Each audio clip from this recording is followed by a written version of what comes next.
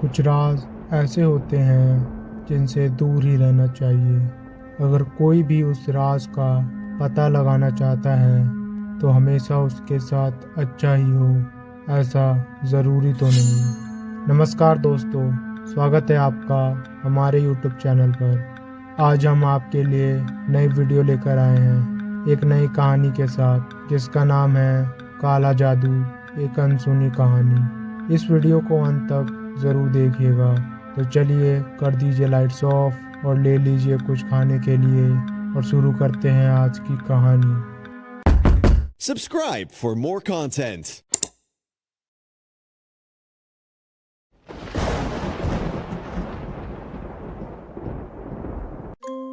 यह कहानी शुरू होती है सन 1995 में। पुणे, जो कि महाराष्ट्र इंडिया का एक शहर है, पुणे से करीब 20 से 30 किलोमीटर दूर बसे एक छोटे से गांव जिसका नाम वीरवाड़ी था, जहां मुश्किल से 150 से 200 परिवार रहा करते थे।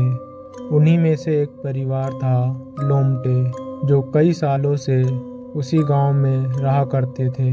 बाकी गांव के लोग उस परिवार को शापित परिवार कहकर पुकारते थे और उस परिवार के लोगों को डराया धमकाया करते थे।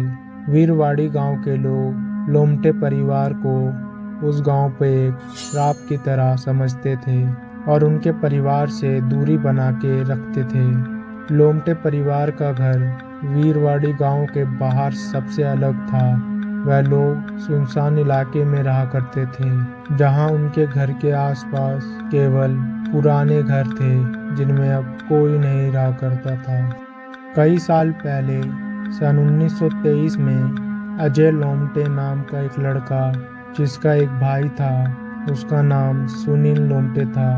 उन दोनों के पिता और माँ का नाम राजू और सुनीता लोमटे था।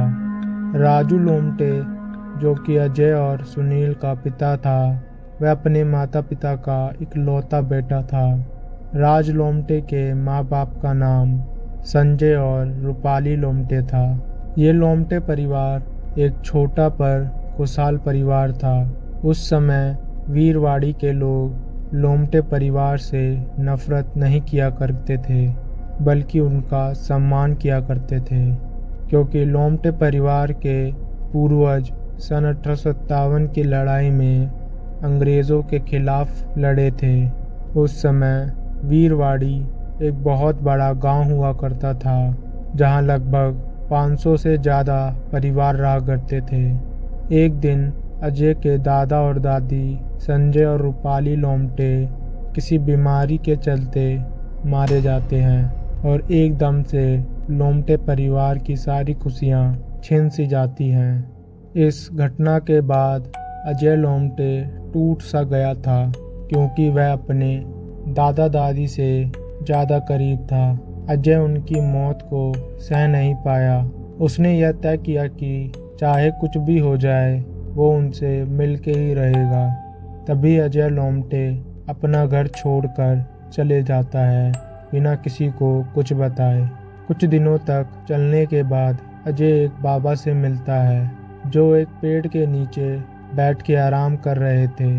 अजय देखता है कि उस बाबा ने बाकी किसी पंडित जैसे भगवे रंग के कपड़े नहीं पहने हुए हैं, बल्कि काले रंग के कपड़े पहन रखे थे। यह देख अजय उस बाबा से पूछता है, हे बाबा, आपने ये काले रंग के कपड़े आखिर क्यों पहन रखे हैं? तब बाबा अजय से कहते हैं, दरअसल मैं बाकी बाबाओं जैसा नहीं हूँ। मैं भगवान की पूजा नहीं करता, इसलिए मैंने उनकी तरह भगवे रंग के कपड़े नहीं पहने, बल्कि काले रंग के कपड़े पहने हैं। यह सुनकर अजय उस बाबा से फिर से पूछता है, तो आप भगवान की पूजा नहीं करते, तो आखिर किनकी पूजा करते हो? वह बाबा अजय से कहते हैं, मैं अभी तुम्हें यह सब नहीं बता सकता। तुम अभी बहुत छोटे हो इन सब चीज़ों को जानने के लिए। ये कहकर वह बाबा वहाँ से चले जाते हैं, पर उनकी एक किताब वहीं रह जाती है, जिसे देख अजय उस किताब को उठा लेता है और उस किताब को बाबा को वापस देने के लिए पीछे मुड़कर आवाज़ लगाता है, पर वो बाबा कहीं गायब हो गया था। यह देख अजय उस किताब को देखता है। उस किताब के ऊपर बड़े बड़े काले अक्षरों से लिखा हुआ था, काले जादू की किताब। अजय वो किताब लेकर अपने घर की तरफ वापस चल देता है। कुछ दिनों बाद अपने घर पहुंचकर अजय सीधा बिना किसी से मिले अपने दादा दादी के कमरे में चले जाता है। पर तभी अजय को उसका छोटा भाई सुनील देख लेता है। सुनील ये बात जाके सीधे अपने पिता को बताता है। फिर अजय का पिता राजू और अजय की माँ सुनीता तुरंत अजय से मिलने जाते हैं। अजय का पिता 2-3 बार दरवाजे की कुंडी बजाता है, पर अंदर से कोई जवाब नहीं आ रहा था। तो अजय का पिता परेशान होकर दरवाजे को जोर जोर से पीटने लगता है। तभी अजय दरवाज़ा खोलकर बाहर आ जाता है और अपने पिता से कहता है कि वो इतनी देर से दरवाज़ा पीट रहे थे, क्या हुआ। तभी अजय की माँ सुनीता उससे पूछती है, अरे बेटा, तू बिना बताए इतने दिनों से कहाँ था। तब अजय कहता है, वो दरअसल दादा दादी के चले जाने के बाद मेरा मन अब इस घर में नहीं लग रहा था, इसलिए मैं यह घर छोड़ के चला गया था। पर फिर कुछ दिनों तक भटकने के बाद मेरी आंखें खुली और मैं वापस आ गया, और मैं बहुत ज़्यादा थक गया था, तो इसलिए मैं आते ही सीधा सो गया। फिर कुछ महीनों बाद अजय की लाश उसके कमरे में मिली।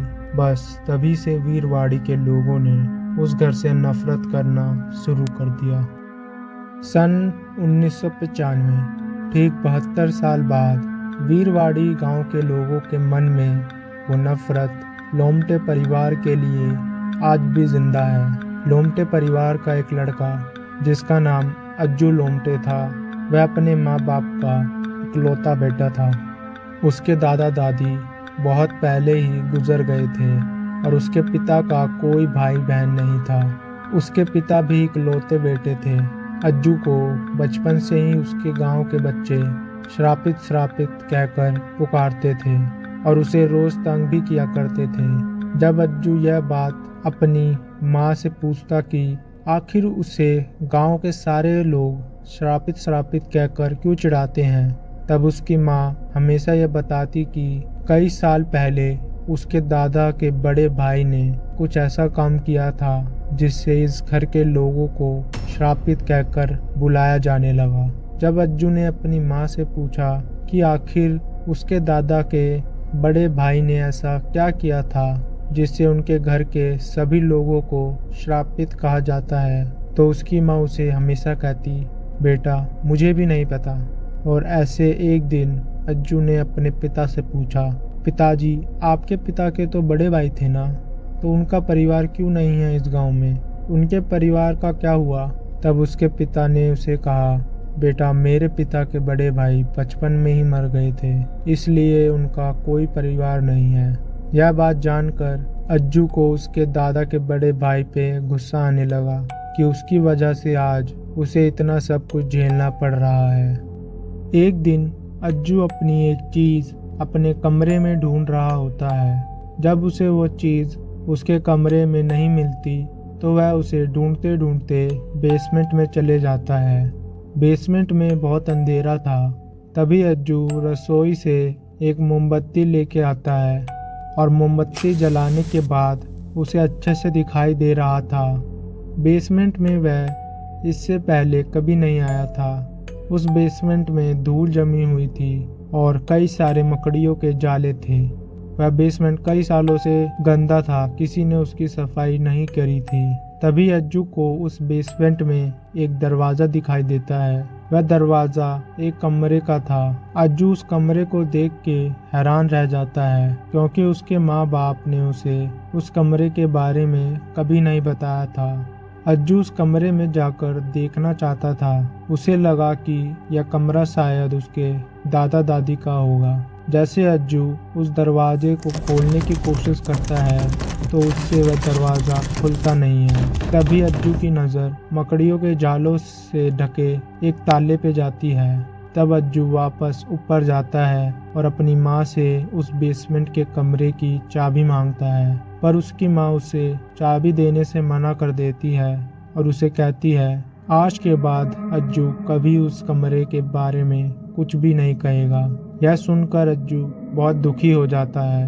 उसे लग रहा था कि वो कमरा उसके दादा दादी का है। उसके माँ बाप उससे वह कमरा छुपा रहे थे, पर अज्जू का मन भी उस कमरे में जाने का था। तब अज्जू एक प्लान बनाता है कि जब उसके माँ बाप रात में सो जाएंगे तो वो चुपके से उस बेसमेंट में जाके उस कमरे का ताला तोड़ देगा। और उसके माँ बाप तो वैसे भी बेसमेंट में कभी जाते नहीं थे, तो उनको क्या ही पता चलेगा। यह सोचकर अज्जू रात होने का इंतज़ार करने लगता है। रात होते ही अज्जू सबसे पहले अपने माँ बाप के कमरे में चुपके से जाता है, ताकि वह देख सके कि उसके माँ बाप सो गए कि नहीं। जैसे ही अज्जू अपने माँ बाप के कमरे में पहुंचता है तो उसे पता लगता है कि उसके माँ बाप सो रहे हैं। तभी अज्जू उनके कमरे का दरवाज़ा बाहर से बंद कर देता है ताकि वह बाहर ना आ सके। तभी अज्जू मोमबत्ती और हथौड़ा लेकर बेसमेंट की तरफ चल देता है। बेसमेंट में पहुंचकर अज्जू सबसे पहले हथौड़े से उस बेसमेंट के कमरे का ताला तोड़ देता है। ताले को तोड़ने के बाद अज्जू उस कमरे के दरवाजे को खोलकर उस कमरे के अंदर चले जाता है। उस कमरे को देखकर ऐसा लग रहा था कि मानो उस कमरे में कई सालों से कोई नहीं आया। उस कमरे में कई सारे मकड़ियों के जाले थे और धूल मिट्टी भरी पड़ी थी। तभी अज्जू को एक परिवार की पुरानी फोटो दिखाई देती है, जिसमें एक बुजुर्ग आदमी और औरत के साथ एक जवान आदमी और औरत थे, और एक 10 साल का लड़का और एक 6 साल का लड़का था। अज्जू ने इससे पहले उस परिवार को कभी नहीं देखा था। तभी अज्जू को उस तस्वीर के बगल में ही उन बुजुर्ग आदमी और औरत की फोटो दिखाई देती है, जिसपे हार टंगा हुआ था, और उनके बगल में उसी 10 साल के लड़के की भी फोटो पे हार टंगा हुआ था। यह देखकर अज्जू समझ जाता है कि यह कमरा और किसी का नहीं बल्कि उसके दादा के बड़े भाई का है, जो कई साल पहले बचपन में ही मर गया था। तभी अचानक से अलमारी के ऊपर रखी एक किताब नीचे गिर जाती है। यह देख अज्जू उस किताब को उठा लेता है और उस पे लगे मकड़ी के जाले को और धूल हटाने के बाद अज्जू उस किताब का नाम पढ़ता है, जिस पे लिखा था काले जादू की किताब। तभी उस किताब में से एक तेज रोशनी निकलती है। उस रोशनी को देख अज्जू डर कर उस किताब को फेंक देता है और उस कमरे से बाहर भागने लगता है। जैसे ही अज्जू दरवाजे के पास पहुंचता है तो अचानक से दरवाज़ा अपने आप बंद हो जाता है और कमरे में रखी मोमबत्ती भी बुझ जाती है। फिर किसी के ज़ोर ज़ोर से हंसने की आवाज़ आती है और फिर वही आवाज़ अज्जू को कहती है, आखिर 72 साल बाद कोई तो आया। तो बस दोस्तों, आज के इस वीडियो में बस इतना ही। पर यह कहानी अभी ख़त्म नहीं हुई है। इसके आगे अज्जू के साथ क्या हुआ और वो आवाज़ आखिर थी किसकी, इन सभी सवालों का जवाब आपको इस वीडियो के अगले पार्ट में मिलेगा। तब तक के लिए आप हमारे चैनल के बाकी के वीडियो देख सकते हैं, जिसके लिंक नीचे डिस्क्रिप्शन में है। और हाँ, इस वीडियो को लाइक करना और चैनल को सब्सक्राइब करके बेल आइकन को प्रेस करना मत भूलना, वरना आपके साथ क्या कब हो जाए पता नहीं। तो हम मिलते हैं आपसे अगली वीडियो में। तब तक के लिए धन्यवाद और बी सेफ। अंधेरे से दूर रहना।